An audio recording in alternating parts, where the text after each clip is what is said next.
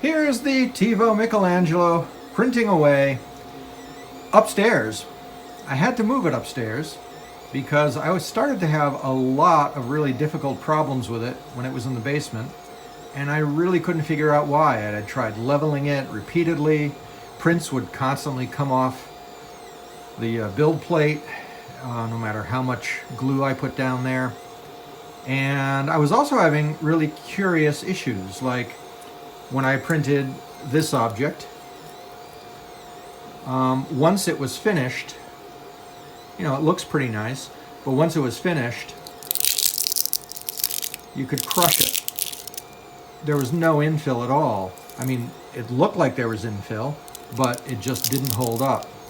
Contrast that with this one, which I just printed, and this is rock solid, the way it should be. So it turns out my basement in the winter is really cold, and even though I have a heater in there, it just could not heat the printer up to the temperature it needed to be to have the filament print properly. The filament was cooling much too quickly, and it was just not a pretty sight.